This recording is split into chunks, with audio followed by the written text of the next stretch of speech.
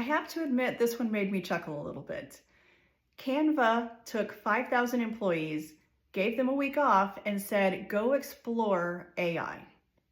Now, to their credit, they have come back and they've talked about what went well, what did not, and what they've changed to try to adjust and make it better in the future when they do those kinds of trainings. But here's why it made me chuckle. It shows a basic misunderstanding of how people behave and how people learn. Now, let's assume you're a kindergarten teacher and you bring in 20 kids at the beginning of the year and you tell them, hey, go learn how to read. Here's a book. Have fun. How successful do you think that would be? And it's very similar to what we're asking people to do with AI when you just tell them, go figure things out for a week. Your kindergartners are going to fall into various camps.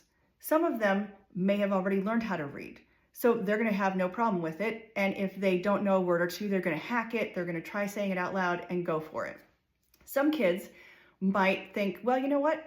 I like the pictures. I don't know how to read, so I'm just going to make up my own story if the teacher asks.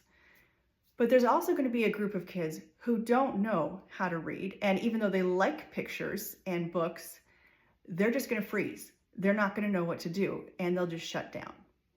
And then, of course, you'll have your people who just won't want to read because you told them to.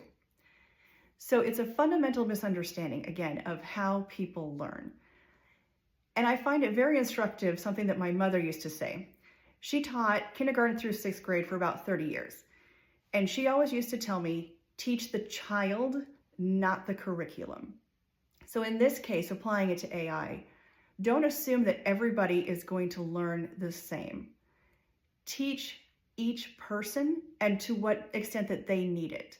Do they want to take a class on what is prompting? Maybe they have no experience with AI yet. You might also be dealing with somebody who's an early adopter and they've hacked their way through things before. They're going to need something entirely different.